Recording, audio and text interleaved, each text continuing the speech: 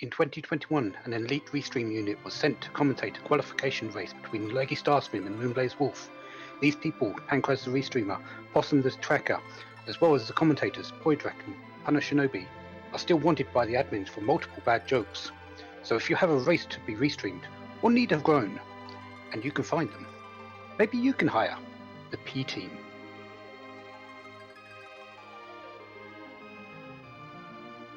I feel like it needs to break out in music, but I don't have the appropriate trumpets for it. I really wanted to get it as well, but I didn't want the entire restream to suddenly be copyright infringed. But I think everyone in chat knows what tune is expected next.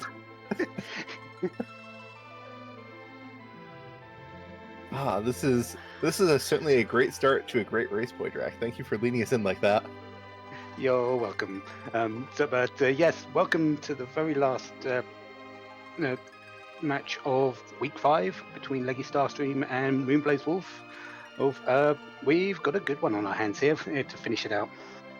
Indeed, and feel free to stick around afterwards. We do have a special announcement after this race, so something interesting is brewing.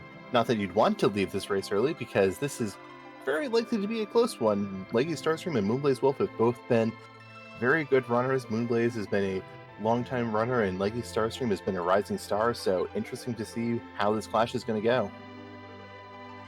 Yeah, both on 3 and 1, and this is a qualification race. Whoever goes through, wins this, will go through to the brackets. Whoever loses still needs a win next week in that very stacked 3 and 2 bracket and 3 and 2 set, which there's going to be a few interesting matchups next week as well. But let's focus on this one today.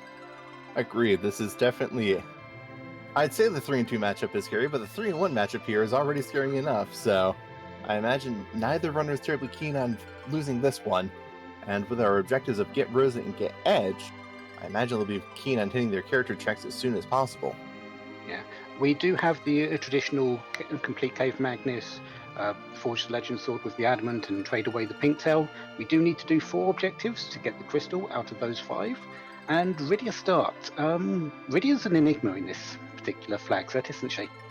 She really is. She's great when you see her in the mid-game because Forge Ildi, guaranteed anchor, no need to worry about a curse string. Take her without issue and you've solved your, you might have to go and convince her to take a nap every now and again, but otherwise you've solved your agility problems. Early game though, Dancing Daggers are good, but she only starts with 30 HP and you really hope your second character is a bit better. We'll see who it is. It's a Rosa that doesn't count for our objective. And is that a twin harp I saw? It is, yes. We've got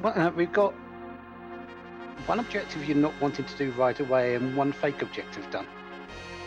Yeah, what this tells us is that we have 3 duplicates in the seed because we're in the Sync 10. One of them is guaranteed to be Rosa.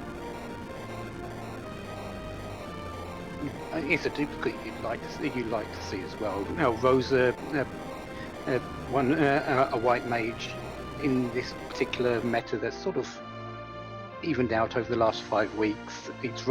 White mages have been key to a lot of the strategies that have been going forward for the entirety of the races. Berserk strats are very popular and white mages are really good at enabling them. Another interesting point about the duplicate Rosa, a great early pickup would be a heroine robe, so you can go and turn that Rosa into a nice, powerful berserker early on. And if you have 2 Rosas in your party, you can go for Berserker Rosa and Healer Rosa, and not really lose too much. Yeah. And although it's not quite a heroine robe, a black belt, which moonblazewolf just picked up in the Watery Pass, is a close second. And leggystarscream going to Baron finds objective number 4, right sitting at the end with Edge's parents, as Rosa, the duplicate that we need for our objective, is sitting right there. Very convenient for our runners. So our runners have 2 objectives well in mind. They know where they're going, at least later. Although King, Queen, Evelyn are free fight, it's that second fight behind them which is a little bit more daunting. Agreed. That is definitely not the fight you want to walk into unprepared. 4,000 HP, very punchy, not great magic, but it's 4,000 HP is a bit to chew through. So, although we do have two of our objectives sort of in mind already, we do have to remember that what is left is required by a key item, or two in some cases. Edge is a negated character. He will only be behind a key item. So people, our runners have got to go and find what's behind those bosses in later or very soon. Agreed. And it looks like that was an edge in the bed. We're finding all the objectives pretty early, though. That Sand Group is going to be a bit harder to come by than just walking the Baron in and beating up a couple fights. Yeah. And there's always the chance that that edge isn't required. We might find a 301 later, say the hook route or on the moon. Very true. As I mentioned earlier, we do have 3 duplicates, so we could have duplicate edges running around for us to go and pick up. But speaking of running around, our runners have been doing a lot of running around looting Moonblaze after scouting Kaipo, now going to Damsian, leggystarscream looting Baron, and then Damsian going and getting geared up, pulling out the Silent Staff and putting that on Rosa. Radia starting with a silver knife, which is not quite the equipment you really want that Radia to have, because the silver knife has nothing special to it, while other weapons she could have would be a bit more versatile in some ways. Yeah. It didn't look like Rosa started with a bow, so we are having to deal with a front row Rosa. Is that correct? Or did I miss that? I didn't see what Rosa started with. It looks like Leggy did some re-equipping. I don't know if she was able to back row glitch Rosa or is still putting in the back row for defensive purposes. Wow, more duplicate Rosas. Well, we know that we've only got 2 actual duplicate characters today because we've seen 2 duplicate Rosas. Yeah, we only have 1 duplicate remaining. With there are 13 character slots in the seed. We have 10 distinct characters, and then the remaining 3 will be filled with duplicates. We're going to have the Rosa power team as she is dominating both early open ungated spots. Yeah, and Leggy's making use of that Silent Staff that she got in her looting. Silent Staff is a very good weapon for this particular fight because it actually does extra damage versus mages, and Sandy, Mindy, and Cindy are mages. That is definitely a wise choice to pick up. Moonblazewolf going up the other side of Mount Hobbs, hitting the loot there, and finding some nice things, and also getting the Sylph Summon for Rydia. That is a nice thing to spike this early. Yeah, Sylph is one of those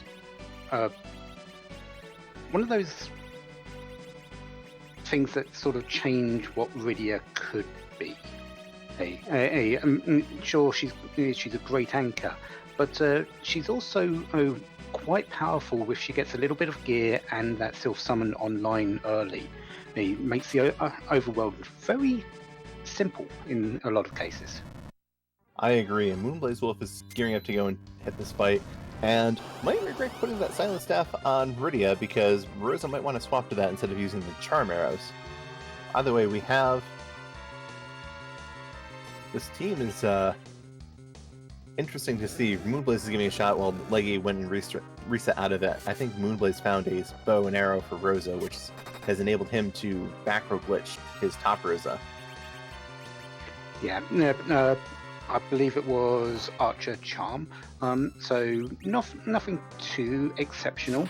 That Silent Staff is definitely the better way, but a different chance is with Leggy, because Leggy did find an Elven Bow in Antlion Cave after resetting out of this particular fight.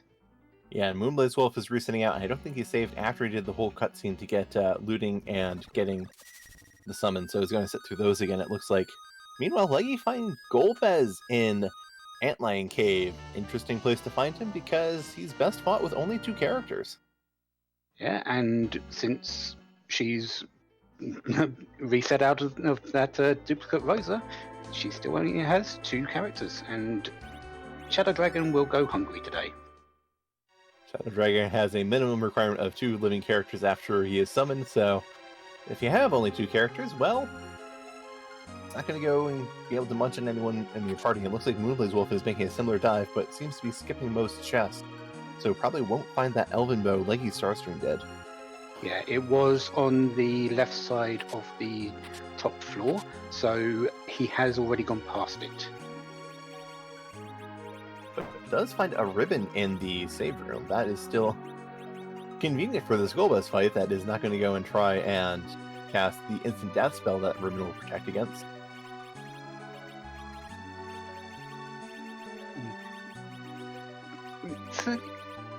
It's a bit of a question what is going to happen next in this. Golbez, this is a basically free fight once you get your walls up. But you've seen what characters you've got to deal with now, and unless you get a key item that actually gives you a character, you're actually going to be a little bit worried about having to deal with 3 Roses and Iridia at the very start here. I agree. The rat tail is not going to go and give anything that our runners are looking for, so I can see our runners saying, I'd really like to go and find a heroin robe at this point. Let's do a bit extra looting. Yeah. And because it's the heroin robe is quite a high powered piece of gear, it is not really in some of these lower locations, in say towns. It's definitely not available until you get in the underground in a shop. So we might be seeing a few people, one or both of our runners, go into Eblan Castle, see if there's one in there, or finish up with that watery pass completely. Yeah, those are 2 very high tier spots to try and find them. Leggy, done with the Antlion Cave, is going to Pool to try and go and take care of the boss here. Gonna check the shop. Probably looking for some arrows to go with that elven bow. Yeah, the elven bow is good on its own for mages, but you're not going to only be facing mages. Some charm arrows, which they do have a few of, some extra ones of those, just to pick up all of the roses you're going to have, would be helpful. Yes, I definitely agree. Just getting some extra arrows to go with your bows is very helpful. And Moonblaze, I don't know if he used a Star Veil on Rosa or if he only used one, but needs to go and have Rydia hit this Golbez at some point to finish him off. Yeah, I think he queued up a Star Veil, but Golbez got the jump on it and downed Rosa before that could happen. And having to blow a Boreas on this is a bit unfortunate just because that's a very nice item.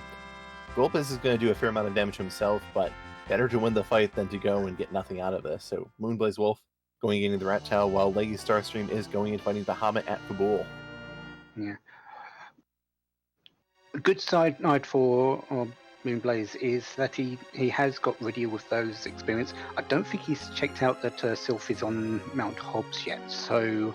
Moonblaze did. He did go and reset back in. Like he hasn't gone and checked out the summon. Right.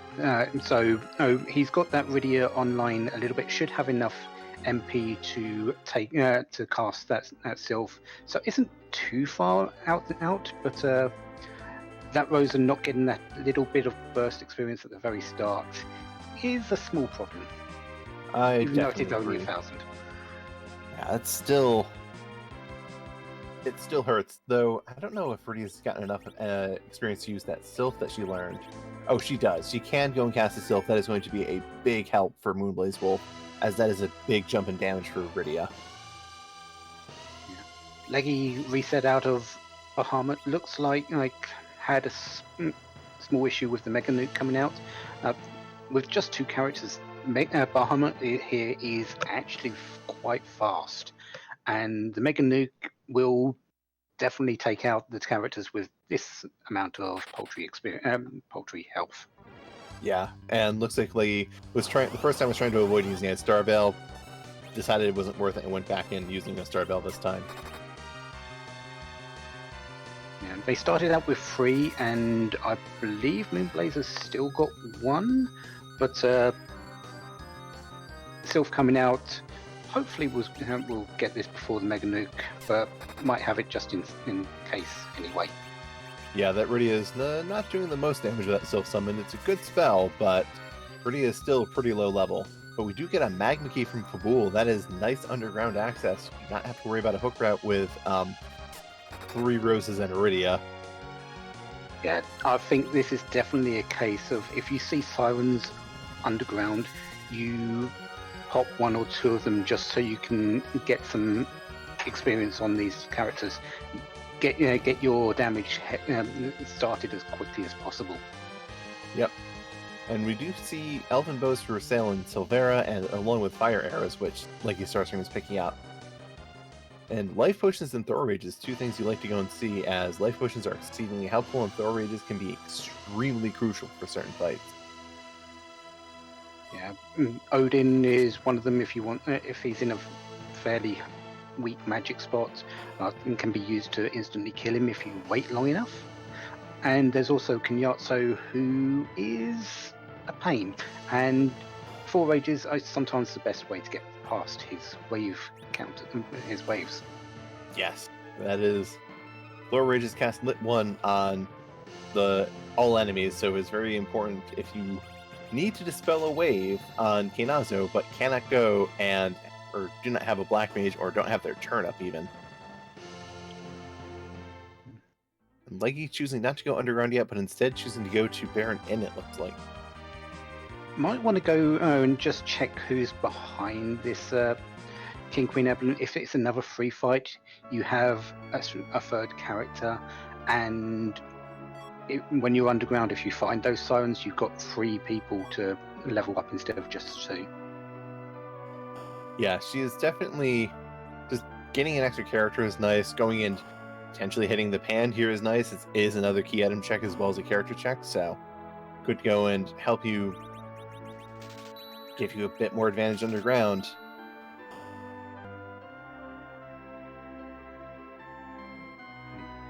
Taking out the king before he can do too many fire 2s.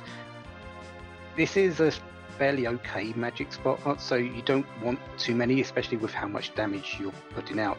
And that's not a fight you want to see.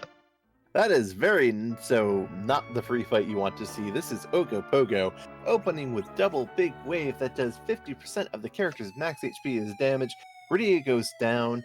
This is, yeah, that punch finished off Rosa as well, more than her maximum HP. Meanwhile, Moonblaze checking Baron in, instead going and just dropping the Magma Key down the well. Yeah, so those 2 Roses, although they look like they're in 3 locations, aren't exactly up for grabs, are they? The bosses are certainly running roughshod over the team rather than the other way around. So it's not been very good for the team so far. The Maga Sisters just, you really need that extra little push to go and get through some of these fights, and this team currently doesn't have it. Once we go and get underground, maybe we'll find a store with sirens and we can go and power up this team, or maybe we can find a Heron Road that I keep harping on about because, well, I really like overpowered things. Yeah. Heron Road with that Elven Bow and Charm Arrows will go a long way to just shoring up this early game for both of our runners. That Silent Staff could also do a bit of work as well. And Rydia with Sylph, she hasn't got a whole lot of wisdom increasing gear at the moment, which is why it wasn't really doing too much. But that Stardust Rod is going to change that a lot.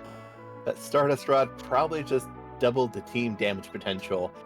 Plus 15 to the Wisdom stat, aka the Black Magic casting stat, and the Summon casting stat, and any magic that's not white magic, to be entirely honest. And it can go and just be used to cast the Stardust item, which about 600 damage to all enemies. Very helpful, and there's Sirens for sale. Moonblazewolf is looking very interested in those. Yeah, straight into the sell menu, selling up a few of these items. Not selling that crystal armor, might be having that for a rainy day Cecil. But finding enough money just to buy enough sirens to last the seed 10 should do a lot. Should do it for it, I suppose. Yeah, I might need you to buy a few more if you want to grind just eggs, but if you start taking moon fights, those 10 sirens are more than enough. Yeah. And if he finds coffins, I wouldn't be surprised if he just pops one of them, maybe two of them, and just says, "I need to get through those top fights. Let's just bite the bullet and do it." Yep. And leggystarscream is now also underground. Instead of going to the Tomra where we found that Stardust Rod, is looting the path to Feymarch, and finds a tiara. That's plus 10 wisdom for Rydia. And if she also loots the back of Tomra, she's going to go and get that Stardust Rod and have Rydia in a very good position. Yeah, this video is definitely shaping up to be your early game damage right now. Rosa's got a good amount of potential, just not at the moment. Yes, that's... Rosa's a great character. She is probably the best pure white mage in the game, but not much you can go and do when you're rocking Elven Bow and Charm Arrows, and a Black Belt is okay, but it's not quite the big damage numbers you need. Rydia with those big, potent black magic boosting gear is going to go and really rocket up her damage potential. And we haven't found coffins, but we have found Hourglass 2s. And when it comes to a Siren summoned gold dragon, yellow dragon egg, those will do just nicely. Yeah, and then finding a free one in the chest. If you are willing to keep careful eye on your mana, you can also wait until Rydia learns Stop herself after 1 and 2 and start saving money that way.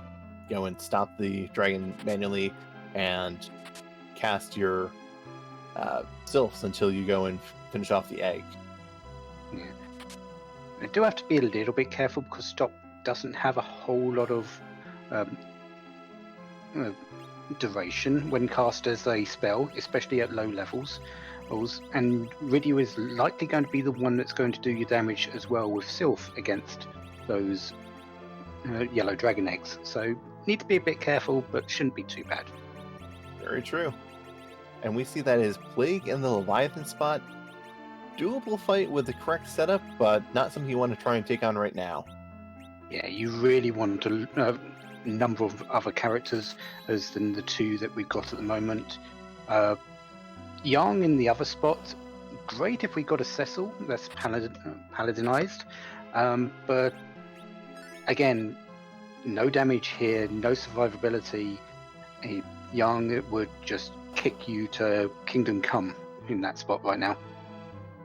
Indeed, it would go and be a bit of a power disparity between the two parties. So instead, Leggy is heading to Sylph. And we do have a spoon from the Feymarch chest, another key item. We can go and throw it with edge, or on these flags, we do allow Edward to equip it. But yeah, we see moonblazewolf is going and checking shops here, going and checking the armor shop, finding tiaras for sale, though he already has one. And is not choosing to check the weapon shop, might be looking for a cursed ring. Wouldn't be surprising. Cursed rings in pretty much any game mode, unless you've got no cursed on, is the be-all and end-all of your agility problems. Giving minus 15 stats to all of them, but agility being the most important one, because when your agility is low in your agility anchor, the center spot, everyone else around you goes faster.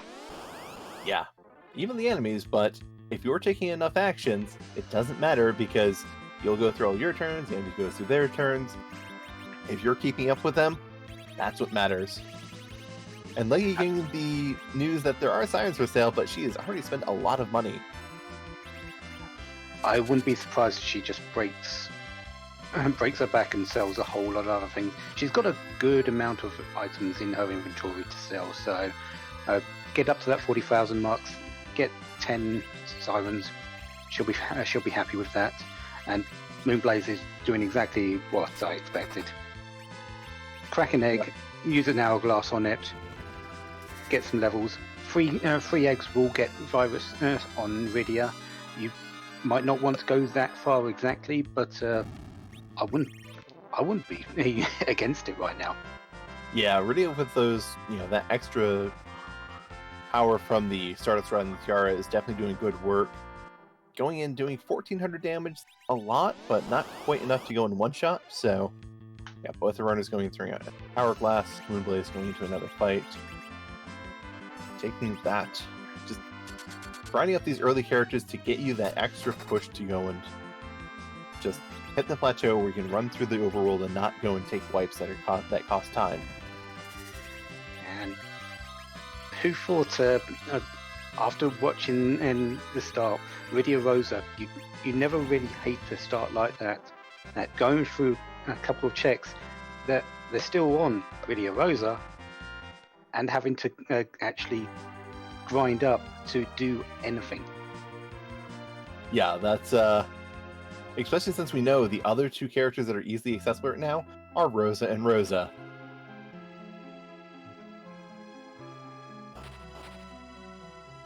We do have that twin hop, but that spot isn't actually good for Rydia right now, and neither good for Rosa, because the magic defense in that spot is through the roof, and magic's your only attack at the moment.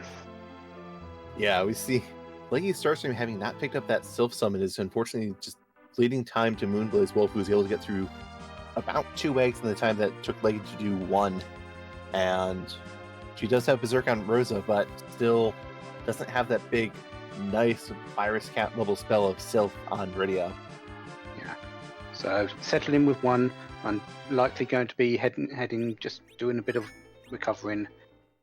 Likely going to do what Moonblaze is checking in a moment, Sheila 1, and then may go and get revenge on those Mega Sisters, or potentially Yogo.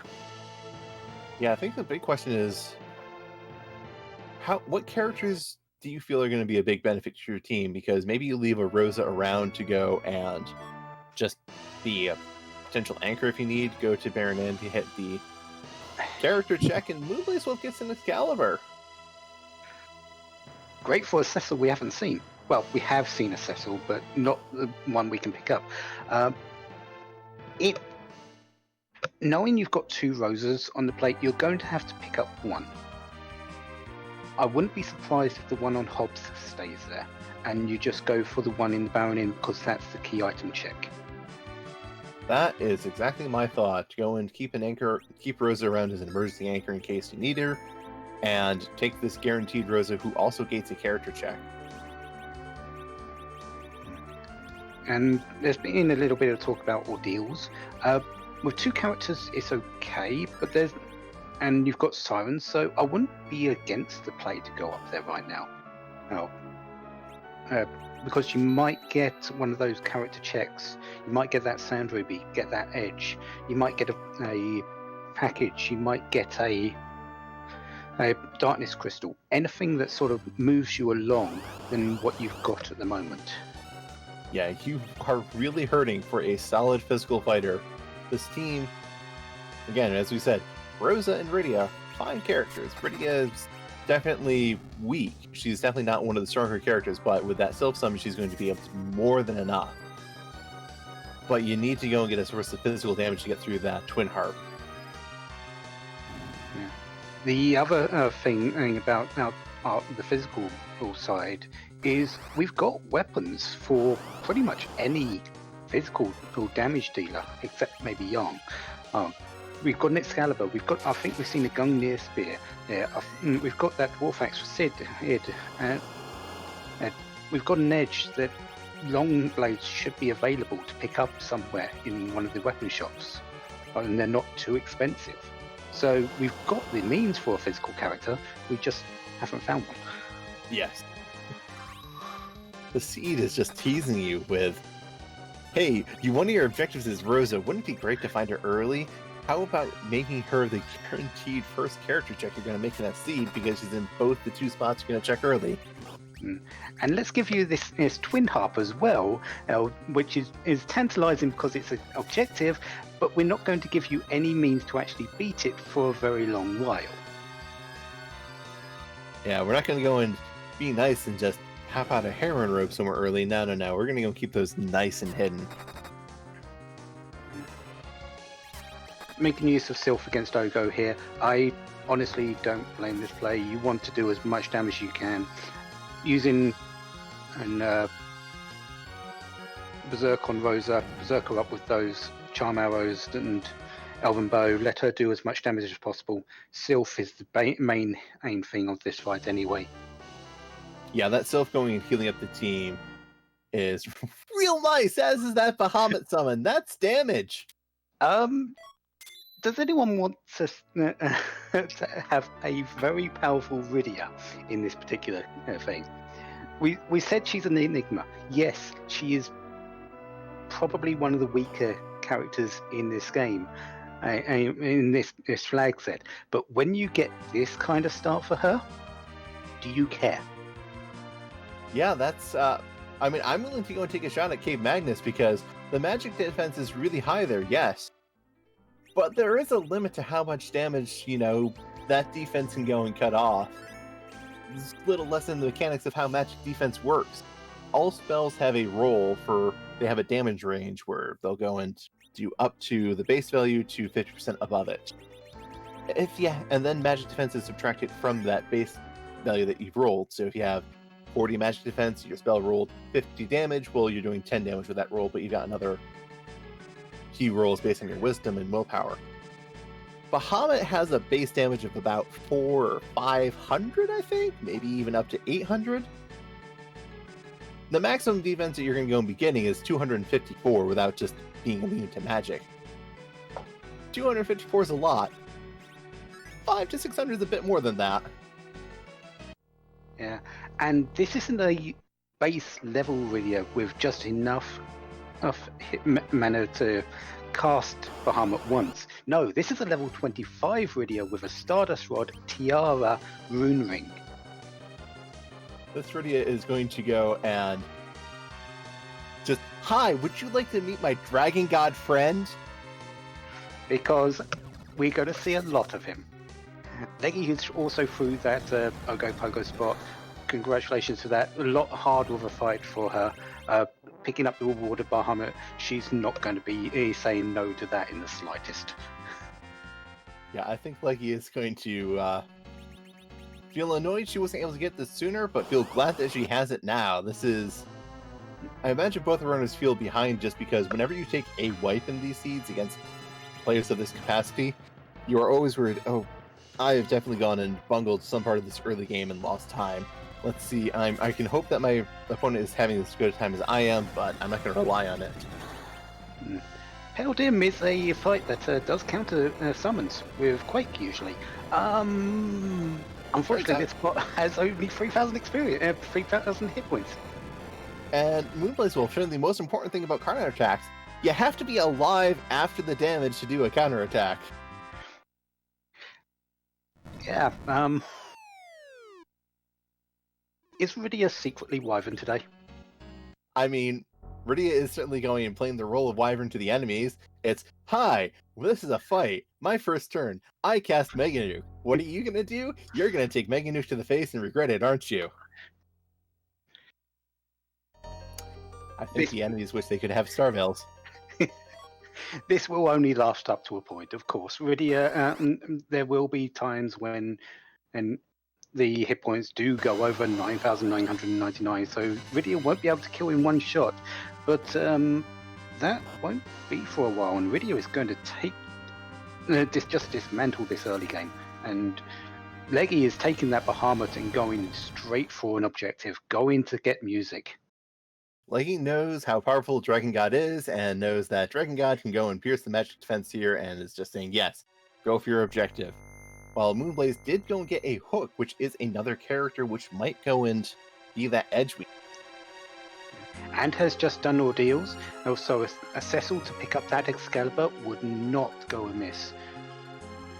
And there is another gated character. There is Fasoya, who is a very powerful character who learns lots of spells based on the number of bosses you've killed. In the vanilla game, he has every spell.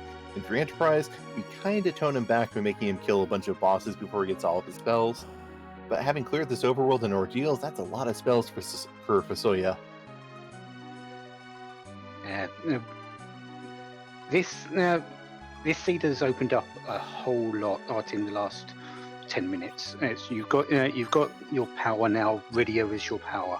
You've got a bit of movement now. You've got a hook for that rat tail to hand in that could be progression, and you've got a character check. You've got an objective which is on the plate now in that twin harp, because Radio will get through that.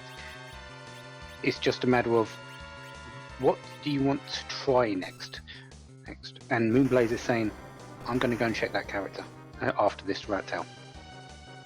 Yeah, Moonblaze going for the not quite so immediate value of the objective from Twin Harp, which Leggy is choosing. I like going and chasing objectives when you can, because that goes and could give you a key item, but I imagine our chat, which seems to be spamming harps, would like me to go and stop talking for a minute as Moonblaze gets the pass from Rat Tail. Okay, I'll shut up this time.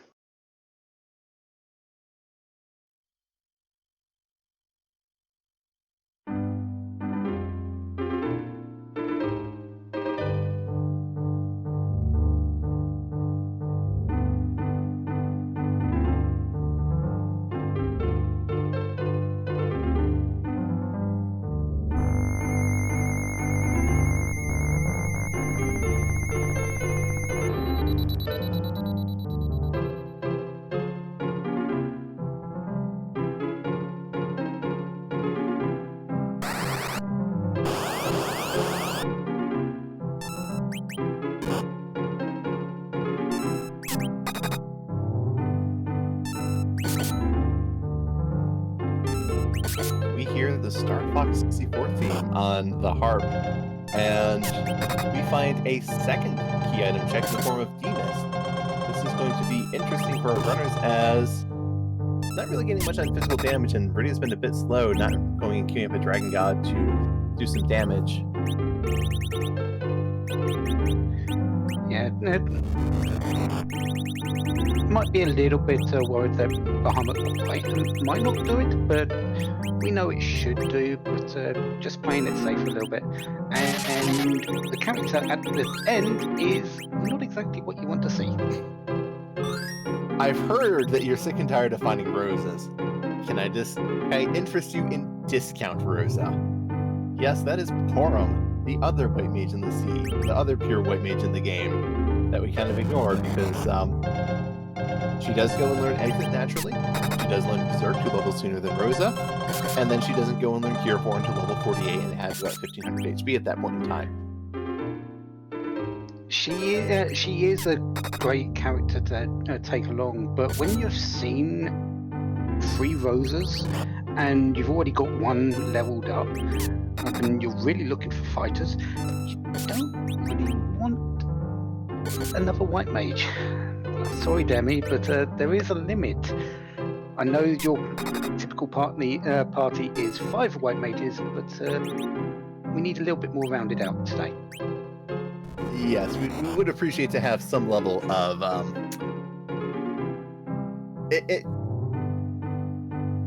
team of 4 white mages might not die, but nothing else is either.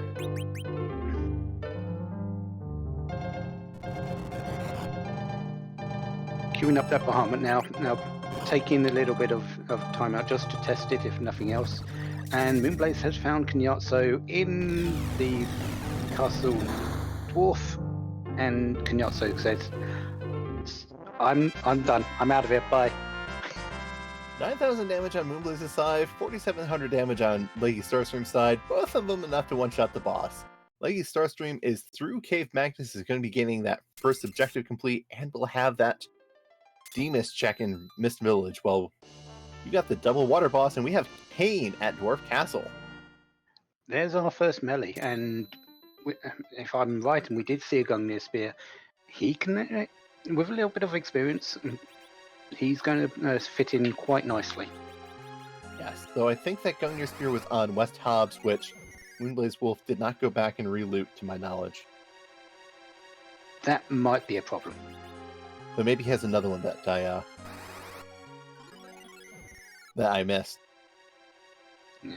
Even if not, though, we do have the Dwarf Axe to back row glitch him. He might have a Blizzard Spear. I believe we've seen one of those floating around as well.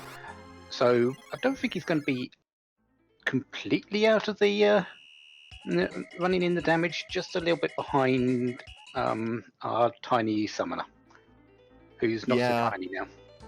yeah, I think that is going to be a small point of deprecation for Kane, as it is very hard to measure up to Dragon God, even if you are a Dragon Slayer. But Leggy Starstream did complete that Twin Harp, did go and get the tower key directly from there, and is about to go and see a second item from this Rose's Mother check. Yeah. Hoping it's not a package, because she's gone in the front entrance. A samurai shield. You have to think, I spent that time for just that? And she'll say, yeah, that's fine, I've got the objective. That's you can't expect everything in one go. Yeah, you were worried about her blocking you in the village, but apparently she's just looking to block the damage. Yeah. Oh, and Moonblazewolf got the Sand Ruby from Dwarf, and that is giving him edge. So he will be up to 3 objectives once he's got that Cave Magnus done. And he's got 2 very ideal fighters right now. Sure, they're not Crystal Swords or Excalibur Cecil, but they can definitely hold their own. I definitely agree with that. That is that's a party that, stark contrast what you had to the start of the seed. You can now go and do some physical damage in addition to the Dragon God damage, while Leggy Starstream is going for deals and is going to go and be getting that hook. Going to be very happy with that, and Moonblaze says, right, I've got enough now, let's go park over in Troya, likely looking to go to music and hand in that Twin Harp very, very soon. Yes, I don't think Moonblazewolf is going to be... Granted, Moonblazewolf might be a little annoyed that he doesn't have exit because we need to use Zot to get that on Rosa, but that might be a minor concern for Moonblazewolf. Well, one of the good things about Video is that she does get warp early, and that will exasperate the leaving of Cave Magnus. Not completely instant, but it's better than nothing. Yes, that is definitely going to go and help that situation. And Moonblaze, unfortunately, convincing the Foria NPC to walk straight into the exit and has to walk back out again.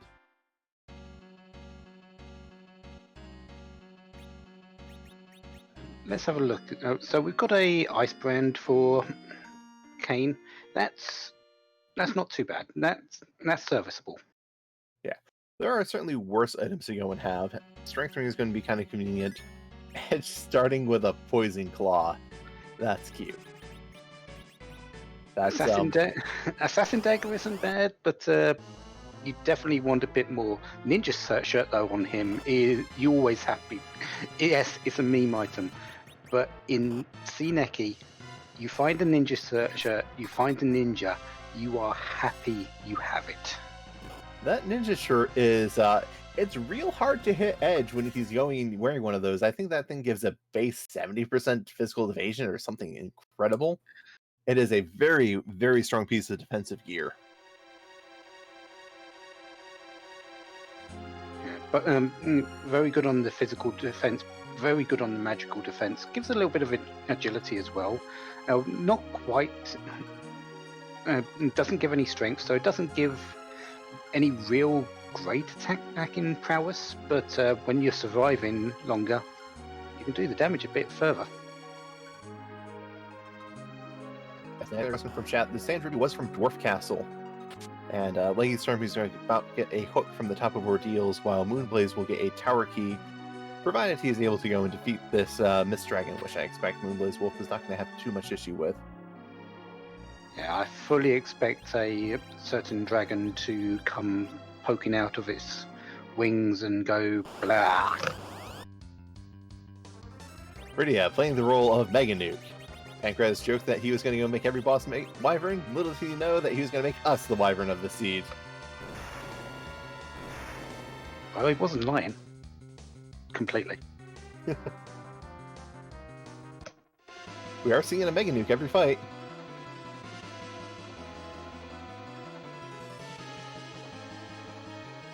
we're also getting a reprise of music, so I will be quiet again.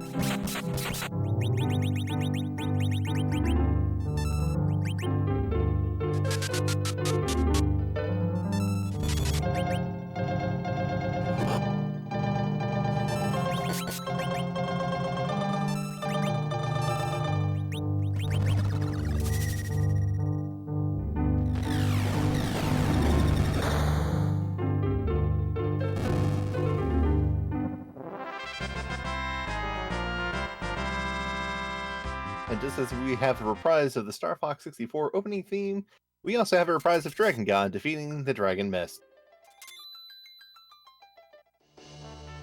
Well, that's been dispersed. Yeah, I guess we won't miss it too much.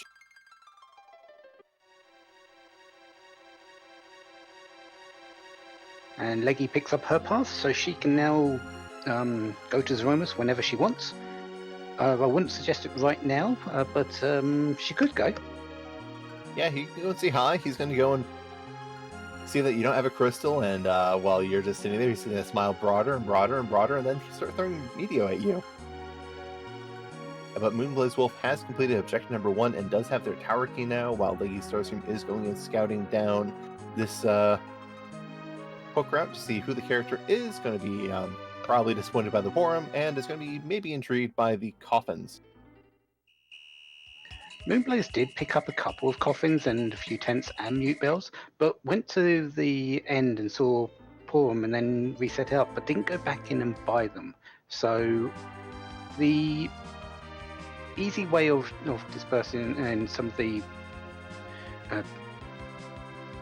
grinds, the mute bells for the with warlocks and coffins for anything without the boss bit, is a little bit less on the table, I suppose. Yes, moonblazewolf could always go back there and pick it up, but you do also have multiple white mages. If you get an RA1 setup, you don't really need mute bells. Coffins, however, are still always rather convenient. I like to have a few around. But then again, you also might be thinking, well, I've got the Dragon God with me at the moment. Why do I need coffins? Very good point. And we see moonblazewolf going and checking stores and finding a store selling the best shield in the game. Yes, the Aegis shield, not buying any of them. I am terribly disappointed in this.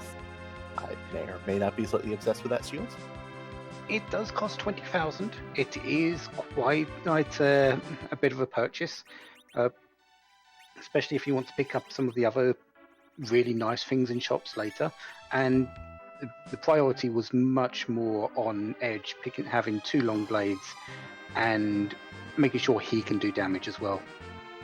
That is definitely a good priority to have, as Moonblaze is going up to the top of tower.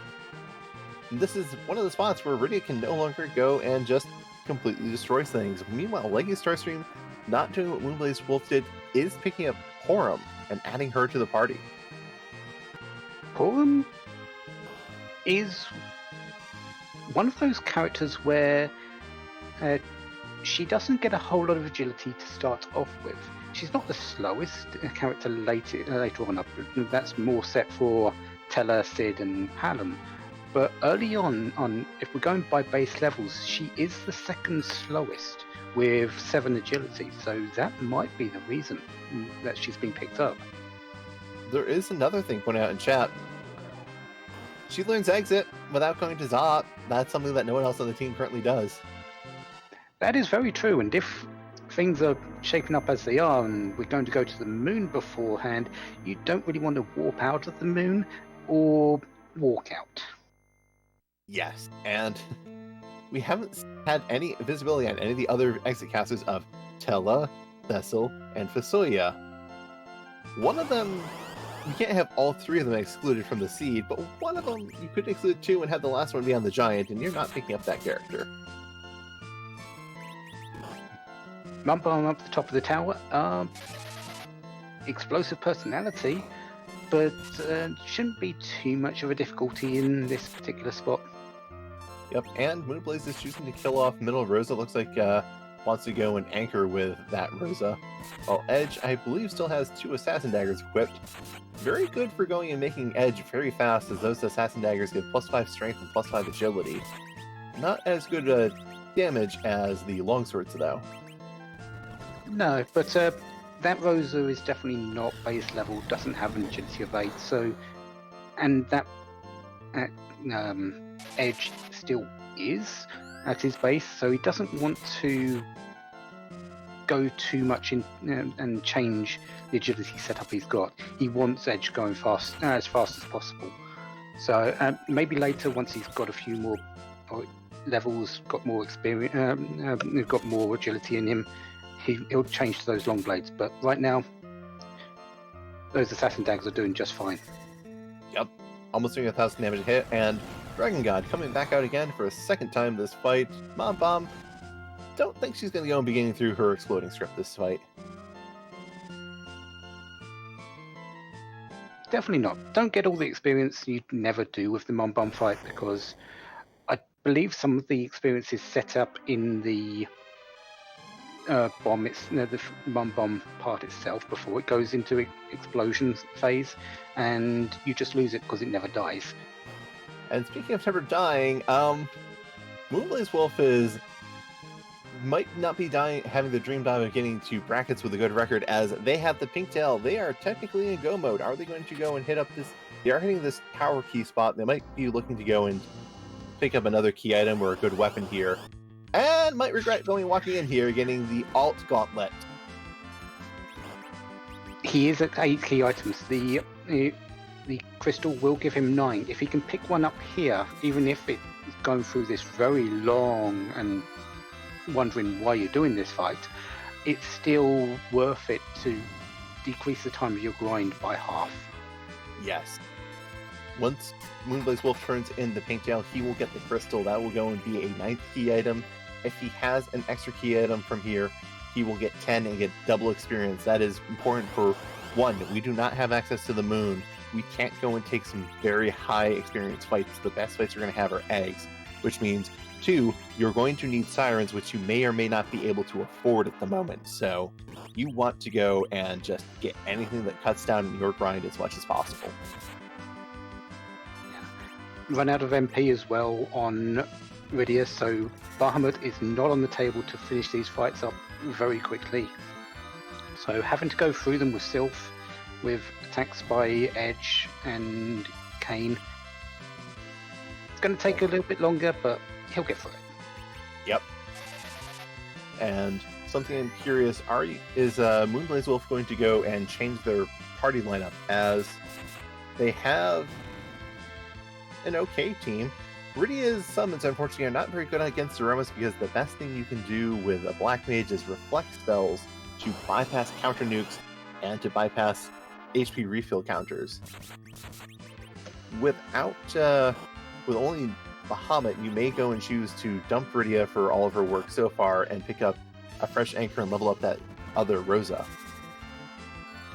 Yeah, I think that Rosa on Hobbs is being eyed by Moonblaze as the final anchor for his team. It won't take long for the Mega Sister to go down once you've got a fully leveled up team.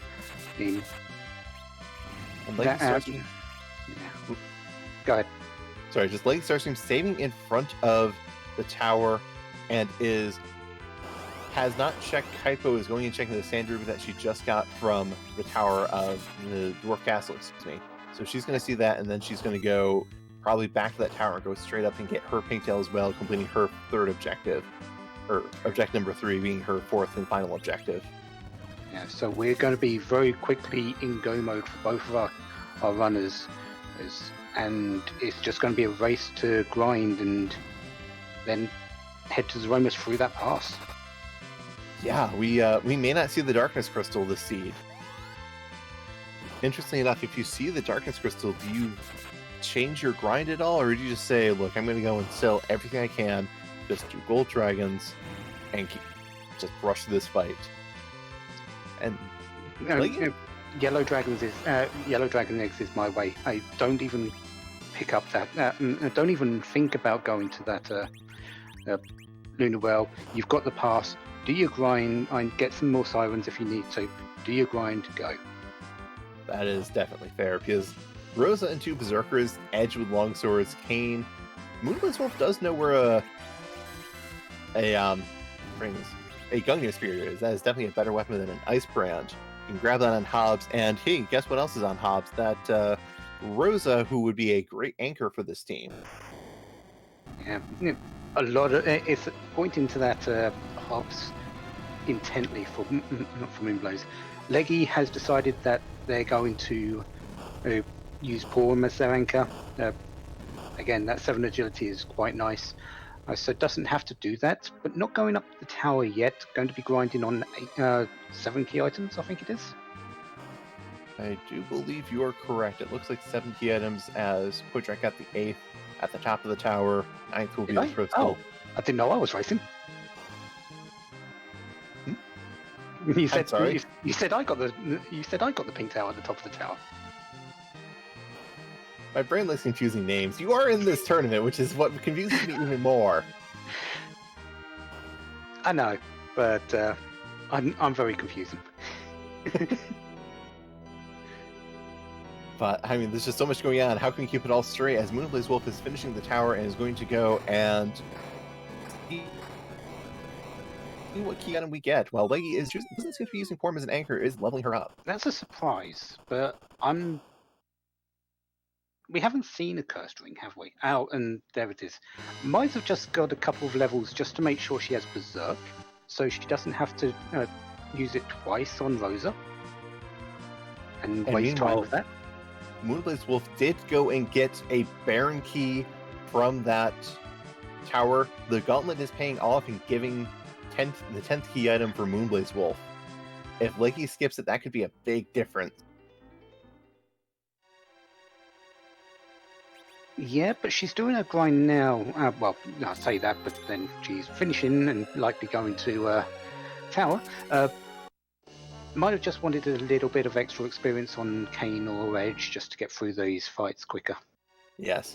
Though something Leggy also doesn't have is the longswords that moonblazewolf found in Mist Dragon. Also, would you like a second Dragon God? I hear it's great. It's an amazing item. It's done great work. Surely you want a second one to go and take to yours. Why are you just leaving? Well, Lydia's saying, I can't actually summon 2, so you can have it back, and I'm just going to go on my way. I think Moonblaze heard a song that sounds, "This sells for sirens, please give me sirens." That is very, very much on his mind. He only picked up 10, and you do need a little bit extra on Lydia to get to her nuke, which is 1,000,000 experience. You need 15 or 16 sirens to actually get her to that point. So just picking up another bunch off to the peninsula of Yellow Dragons and landing in lava.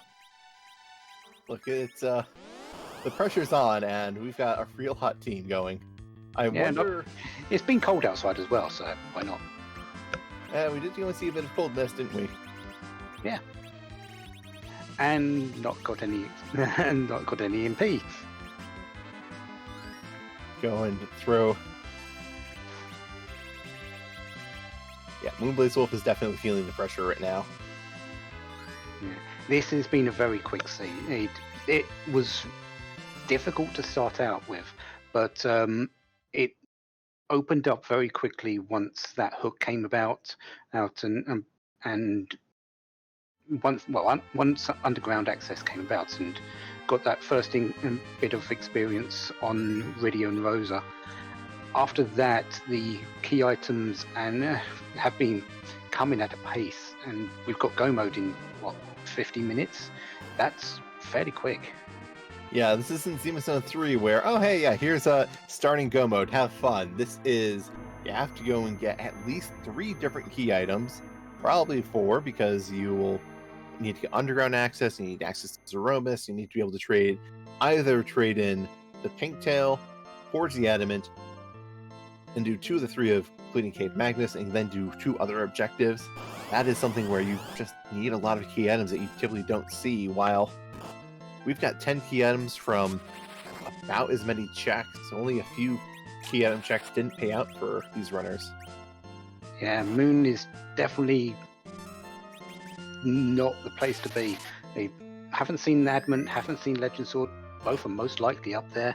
Earth Crystal for the character checks. There's a few things that could be up there and could have given you away, but the edge that you were going to want was in the bed, and that was just off behind Dwarf. Yeah, now that I think about it, we've only seen 5 characters, if I'm not mistaken. We've seen Rosa, Rydia, Edge, Kane, and Porum.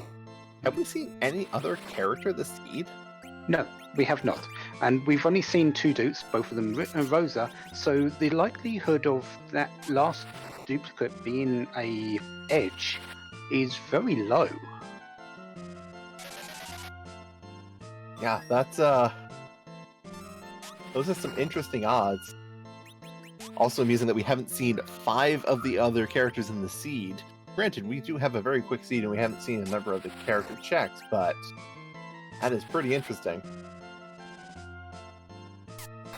The other small issue, at least on Leggy Starscream's side, Moonblaze not so much because he's done a bit of purchasing in, but Leggy doesn't have weapons for both Kane and Edge. Edge is rocking a boomerang poison claw. Kane is rocking a silver sword. Yeah, Leggy has unfortunately not gotten fully equipped. And this Titan is going to do something weird in that it only hit 1 enemy. When you go and queue spells, if a boss is summoning or splitting into multiple parts, you unfortunately need all of them to show up, or else it's just going to target 1, especially on this Mom Bomb fight.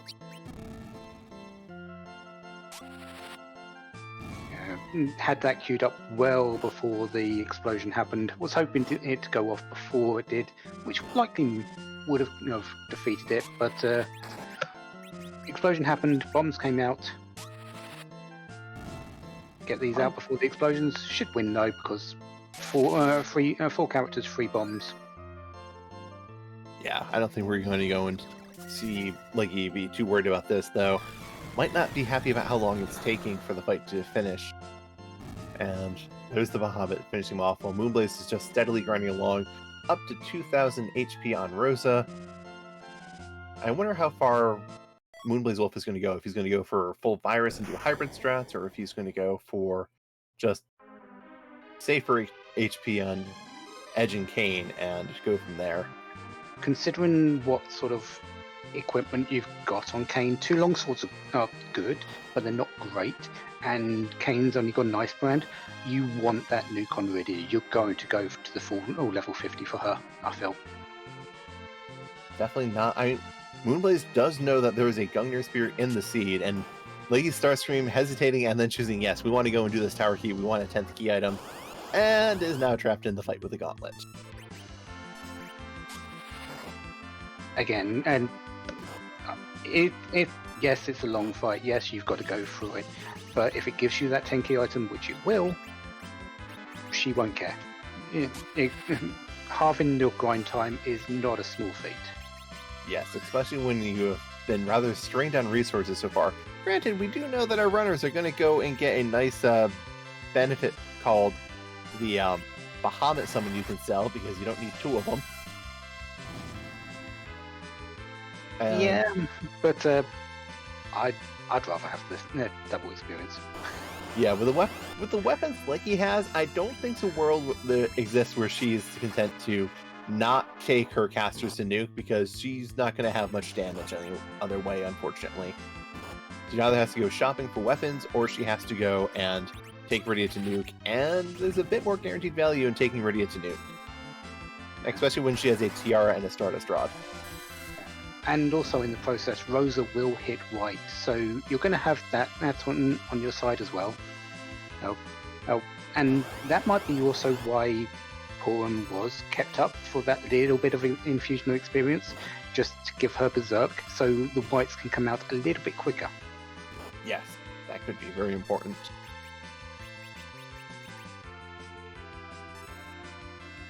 Yeah, that is... to give a number, Rydia needs 1 million experience for nuke. With just buying sirens, that is about 30 sirens. So, you are very pressed to go and save as much as you can. You want to go and... There is nuke on Rydia. Moonblazewolf getting it in not a short amount of time, definitely about as much time as he spent, if not less than what he spent in what he spent in that gauntlet fight, and appears to say, all right, we are ready for the Zormus fight. We're going to get going. Let's go.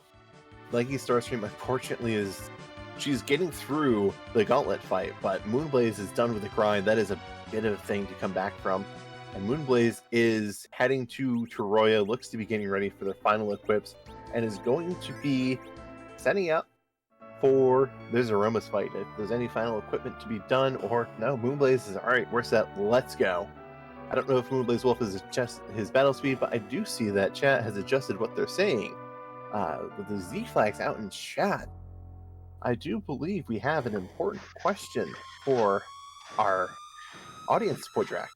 Really? What are the snickerdoodles done? There may or may not have been an incident with the marbles, and we might have to go and write those off. Darn. What was the question anyway, then? I do believe the question is, for this Aroma fight, whose butt are we going to kick? There are, 525 plus 1 duplicate in the pool, so it could be any one of them. So many different butts. There's also a new game coming out, Cute or Creepy, and I would like to go and roll Cute a few times. We've got some real good creepy ones. They will, 10 out of 10, will haunt your nightmares. I just put Zeromus in front of me. Show us what we've got. Let's go and see what Zeromus is turning into today. Ready to throw in the crystal? Means that Rosa is she's relative 1, but that Rosa is not quite a Zeromus level sort of things, I think. Kerry. The Fiend of Fire from Final Fantasy 1, I do believe. Down at the bottom of a very nice volcano, with a very nice theme, actually, that gets brought into Final Fantasy 9, and pitching the spoon, wanting to go and just get that out. We see Star Veil going up on Rydia, Silkweb coming out from Middle Rosa. Just standard. Middle Rosa going down. Perfect. She's the one who is unfortunately going to contribute the least to the actual fight, so gonna be very happy for that. Yeah. Might very well see that Kane sort of knocked down, but no, berserking up Edge as well. Might have wanted to finish this with a reflect instead of going full out to hybrid strategies, but if this works, which hopefully it will for Moonblaze, puts him in good commanding position.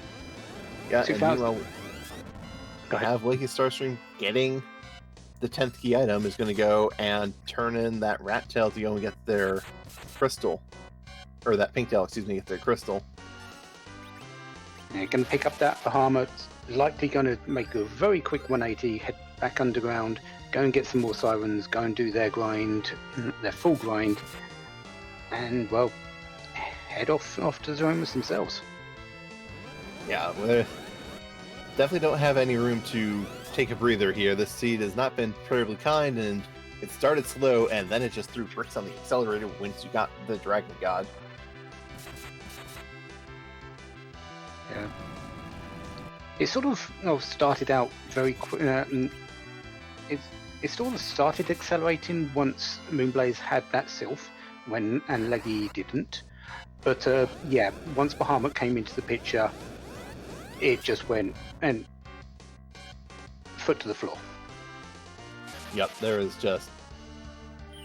You were really doing a lot. You're doing, like, Rydia just carried the seed, pretty much. She put it... I'd say she put it on her back, but she did go and call in help from Dragon God, so I don't know if we're just running around a god, just roasting everything, or what, but... Rydia was a... Sometimes you just ride a dragon into battle. I mean, it's a really great way. It makes a strong impression.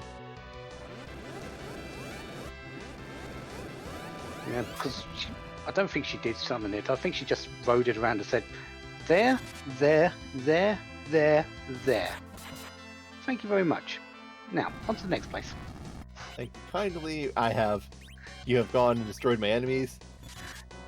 LaliSho has found Starvels, but moonblazewolf has not seen a second Big Bang, so this one Starvel he's used so far is continuing on, as it looks like we're at rocks on moonblazewolf's screen. This is very near the end of the fight. Only 1200 HP left at most, and this nuke is going to do a lot of it. Rydia dodging as well, so this damage is continuous, no worries at all. Rydia carrying the seed, and the Zerkers, I think, are going to go and finish it off, and there we have it. Carry Miss down, crumbling away as moonblazewolf finishes with an official time of 1 hour, 8 minutes, 57 seconds. GG's to moonblazewolf. We will try and get him in here shortly, but just a reminder to stick around until the end of this race, as there is still that special announcement I alluded to. But moonblazewolf, congratulations on your first place finish. Hey, thanks. So, the start wasn't exactly nice to everyone, was it? Yeah, that first 10 minutes was very odd. Just feeling good and then getting smacked down and then feeling good and barely squeaking through. And it was just one of those seeds where it would give you something and then it would just kind of slap you in the face a little bit right afterwards. Yeah, you did not have... A lot of things did not go your way in the early part of that seed. You didn't have damage for a long time. How are you feeling when you got the Sylph summon as the random summon from Hobbs? Yeah, that was really good. I knew I was basically on Rydia for my DPS at that point, and then it was basically just prioritizing so I could get her a couple levels and then get her through, and it worked out really well. That Golbez fight was pretty awkward at the bottom of Antline, but she was the one that got the XP, and then that propelled me through Fabul, and then that was Magma Key, and it was off to the races. So it was like I was able to kind of get what I needed when I needed it, but it wasn't always... It was not ideal. I was just kind of an awkward seed, I would say. Yeah, it definitely wasn't the ideal start. Knowing where where one of your objectives was, well, two places where your objective could be, both on Hobbs and that Baron Inn, but it also sort of limited your options to the start. And how did you feel knowing that even if you did get those characters, you had Rydia, Rosa? Yeah, it was just like I said, I knew I was really, really nervous until I got that Bahamut summon, and then I knew that was going to carry me through pretty much everything except the Fey March. So it didn't really bother me only having like the two functional characters at that point, but you're still like, I was still looking for somebody else, because you know that I was toting an Excal around at that point. I was like, just give me a Cecil or give me that Sand Ruby so I can go get Edge or just something like that. It was just kind of making do and then just trying to take it one play at a time, because it was really hard to plan long term knowing that I was kind of just limited until I got better characters. That is entirely fair, and you eventually got better characters, but you did go and choose to delay Twin Harp until you had found both the Cane and the Edge from that dwarf castle. What were your main thoughts in that delay? I didn't mind putting it off because I knew I wanted physical damage to get through. Now, as it turns out, little did I know, a nice Bahamut to the face actually worked really well in that spot. So, I mean, I can chalk that one up to learning for the future, but I really wanted like another melee character, if possible, to go along with. I knew Rosa would be able to dish out some damage, but I didn't want it to be a slow fight, and it didn't seem like I had to rush there until I had my character checks done. Yeah, and picking up Kane and straight into the Edge, just you probably thought at that point, well, physical damage is sort of sorted. I don't have great weapons, but at least I've got some physical damage. Yeah, exactly. That really, I was like, okay, I'm good now. And then, like you said, the weapons were an issue. I knew I had a weapon for Kane. I did not have anything good for Edge, but I still had some shops to check, and thankfully I lucked into those long swords in the Mist Village when I was doing the D-Mist turn-in, because I was not sure how I was going to use Edge if I didn't get any good weapons, because 2 Assassin Daggers is not really what you want.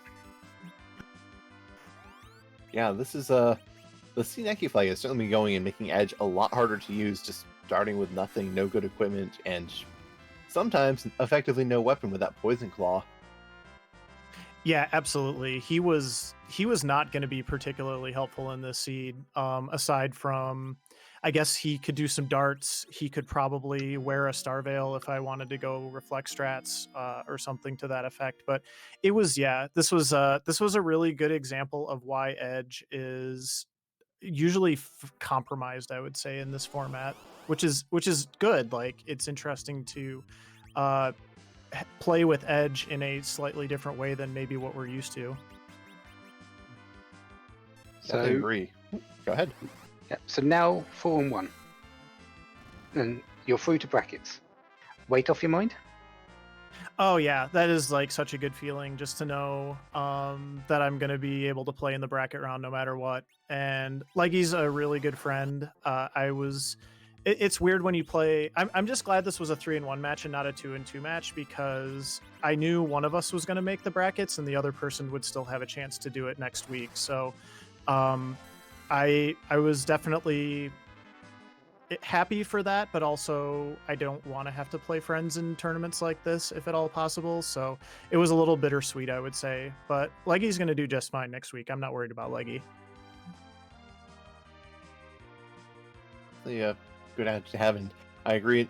Never fun to go and eliminate friends, so glad to see that you are advancing and Leggy still has a shot next week to go and get into brackets. Well, yeah, for sure. And it'll be important to be 5-1 for me as well. So definitely curious to see who I get paired against next week. Everybody's going to be good. I feel like my play still can get tightened up a couple notches, especially like menuing. And I guess this was a seed with, again, it was just kind of awkward, not a situation I'm really used to, having Rydia carry so hard through the seed, but made it work. But there's definitely room for improvement still. So yeah, this was definitely a seed to feel very put off by. But Poitrak, do you have any final questions for moonblazewolf? No, I'm done. All moonblazewolf, we're going to let you go. GG's on your victory, and congratulations on making it to brackets. Best of luck next week to try and hit that 5-1. Hey, thanks. I appreciate it. Thanks everybody for helping out with the restream tonight. Thanks everybody for coming out and watching. This was a good show, I'm sure. And yeah, thanks. See you again soon. Bye. Bye. And that again was moonblazewolf, our first place finisher. And a shout out to our restreamer Pancraz, Tracker Possumorpheus, and my co-commentator Poidrak. I know we had the great introduction early in that started this race, but another shout out to them is always deserved, as without them we wouldn't have a show. Yeah, definitely not. And same for my commentator here, Punishinobi. Hey, the P team has definitely delivered today. Yeah, Pancras definitely delivered a real jet seed for these flags. This is Not very often we get sub-hour 20 clears in general. Sub-hour 10 is definitely fast. It sure is, and Possum had to be on those buttons, and because those key items did come very quickly once they got moving. Yeah, Pancras lulled them into a full sense of security with not letting him push any buttons for the early part of the siege, and then they just started coming. And, well, Leggy Starscream has entered their Zeromus fight, facing up against Kerimus, throwing the spoon. I wouldn't be surprised if Edge doesn't do much else except throw items, considering the amount of equipment that she doesn't really have for him. Yeah, Edge does not have a lot, and Rydia doesn't have Nuke either, so this is going to be a interesting fight for Leggy Starscream, as Rydia is going down in the first counter nuke. This may be a fight between Kane and Rosa versus Zeromus, and I believe Kane's only got a Dwarf Axe. Rosa does have white, but that is another quick shake. And we need to go and get some healing out on that party, as we've not gotten many turns, and that Kane might be going down.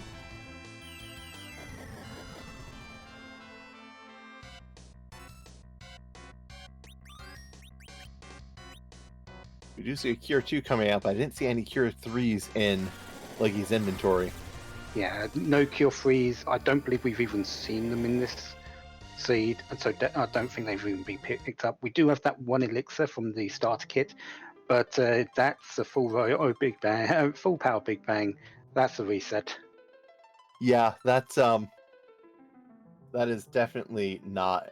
I wouldn't want to take that fight either, and that is a forfeit from Leggy Starscream. Very understandable, because you know exactly where you stand in that fight, but we are joined by Leggy Starscream. GT's that was a siege. How did that start of the siege feel to you? Well,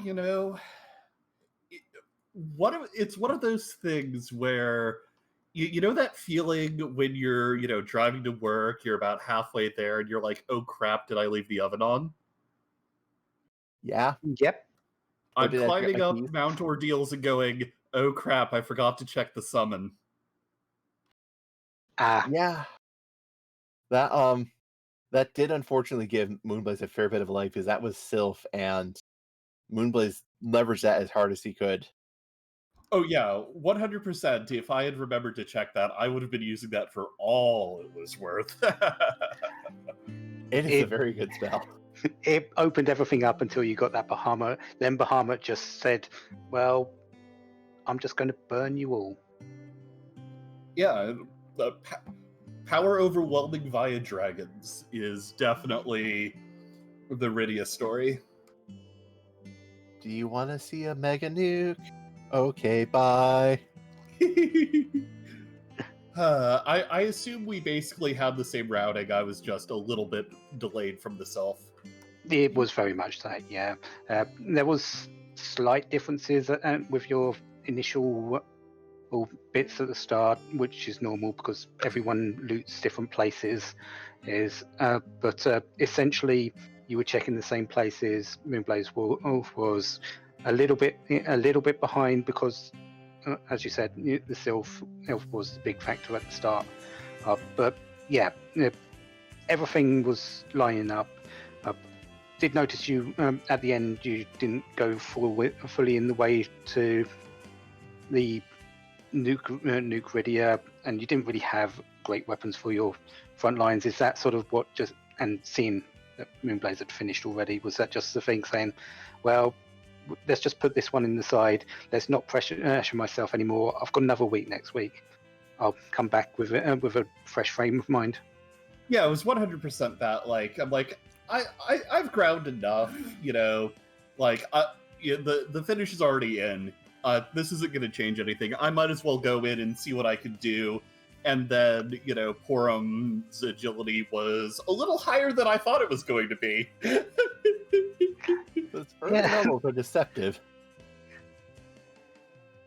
One difference you did have, you did choose to go to the Twin Harp noticeably sooner than Moonblaze did. He went and routed in Dwarf Castle and Ordeals before he went to that Twin Harp, while you went there almost certainly right after Baron Inn, I believe. What drove that decision? I had the power of God and Lunar Dragons on my side, and really it's if the Twin Harp had been more critical towards, victory, it was a key item check, it's an objective. If it had been like Darkness or something, that really allowed me to steamroll the... I like getting my objectives done out of the way. Oh my god. Because if I can avoid doing other checks, that, is a time save. Definitely makes sense, and I very much so agree with you. I assume then that you were confident that your Bahamut could go and pierce that magic defense?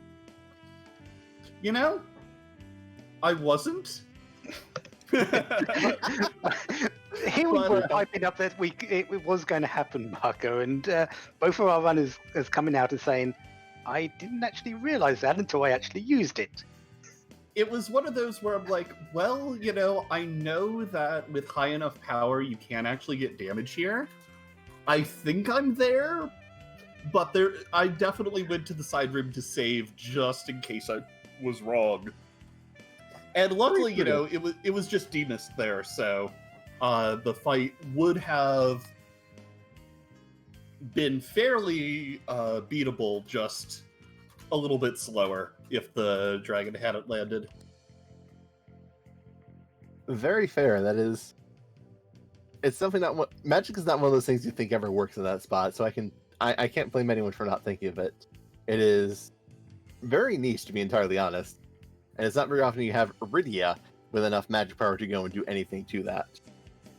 Yeah, this is my first time actually using Iridia in this tournament. Even on these flag sets completely, or just the tournament? This entire Swiss flag set, for the most part, if I'm picking her up, it's because I need an anchor. Well, that is not an uncommon opinion. I think you're not alone in that. It's not an uncommon opinion, and I'm really glad we got to see to actually showcase how powerful she can be if you get the right tools. Indeed. And Jules, you did get that Stardust Rod and Tiara. That when you saw those, how were you feeling about your damage at that point? They were a relief. Being able to use Stardust as an item helped me on, a couple of occasions, if I'm being honest. It's a very good tool. Yeah, and then just having that magic power to make sure that the dragon was effectively power overwhelming. Very much so. Well, Poitrak, do you have any final questions? Well, the only thing I've got to wonder now is 3-2 now. You've got one more week, one more victory still needed. You said you're going to go away, come back next week and sort of fresh frame of mind after this. Anyone you're sort of dreading for next week? Honestly, my goal coming into this tournament was to get super close to brackets and then scrub out. So no matter how next week goes, I made it. Yeah, I hit my goal for the tournament, so really I'm just hoping to put on a good show. And a good show you definitely have done so far, and we look forward to seeing it again. Agreed. So. Well then, we're going to let you go. Sorry for how the race turned out, but congratulations on putting on a good show, and we're looking forward to seeing you next week. Yep. Thank you all. Thank you again to basically the entire Restream team and the admin team for all their hard work. Sure, everyone here is glad that we have such a great community to go and put things on for. And with that, we do have the end of our race, but we do have that special announcement I've alluded to. We do indeed. We've had a secret brewing for some time now. Well, we say secret, it's not been a very closely guarded one, but incoming to everyone, and I mean everyone. We are opening up the Final Fantasy IV Free Enterprise Ladder. 1v1 matches, blind races. If you are at all familiar with the Legend of Zelda Link to the Past randomizer ladder, it is going to seem somewhat familiar as we are working with Big Dunko to go and bring this ladder. We have now gone and gotten everything set up for our first initial run. It is going to run for 6 weeks, so if you are unfortunate not to go in advance to brackets, or if you were looking at this and just discovered Free Enterprise, like, wow, this is great, man, I kind of wish I discovered this sooner so I could be in this tournament, you can go and get your own Free Enterprise competitive experience on the Free Enterprise ladder. The inaugural race will be starting on April 19th. You can sign up on the ladder and get ready, and pick your best gifts to go and be in there for the pre-race fistfights that show up. Yeah, and just so you know, this isn't limited to one particular flag set. No, we've got 5 different flag sets in this particular ladder for you to choose and pick what you feel is the best one for you. So don't think that you're feeling bad about it. We've got beginners, we've got advanced, we've got push B to jump, we've got C hero, we've got random, very very random flag sets. There is something for everyone. Join up, have a bit of fun with it. You don't need to be a pro, like some of our runners in this particular tournament. You can be a beginner from the very start. Yeah, because all the pros are going to be in the brackets trying to go and run those flags, and they didn't want to mix up in the head. So yeah, if you want to get in, yeah, and if you want that bracket experience, the bracket flags are one of the flag sets. Agreed. If you want to take a shot at them, because if there's a place to go and get some races in, it's going to be this ladder. I wouldn't be surprised to see some of our brackets racers taking some of those brackets races themselves. So yes, feel free to come and join us. There is no commitment. Once you go and join a race, you will be expected to play that, but it's not like, I've joined this ladder, you must do X number of races or else, I don't know, we're just going to swing around your house with Bahamut. Yeah, well, she very well may be actually circling mine at the moment, but she's only doing it because I'm a big proponent of her. She can mega nuke everything around me. Go ahead, you let her go and have Bahamut as a treat. But also in the announcements channel on the Free Enterprise Discord, we have posted all the details you need. If you want to go and look at this in more detail, rather than going and just listening to our description, go and check it out there. As for what's happening next, well, we are going to be having the week 6 races come up very shortly after we finish the broadcast today. The admins have already got on top of it and are already starting it, so they should be live and available for viewing very, very soon. So if you're not interested in the ladder, just be excited for more races, as they are going to be coming very soon.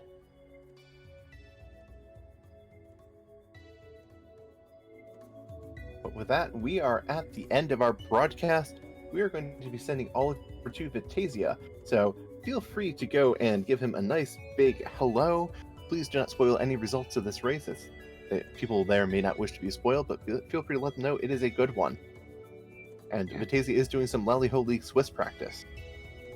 So enjoy the rest of your evening, everyone. And we're going to be signing off, and well, we'll likely see you again very soon next week. Have a good one. A great evening. Oh yes, but feel free to talk about the ladder wherever you go. We are more than happy to go and have people talk about how interested and excited they are for that.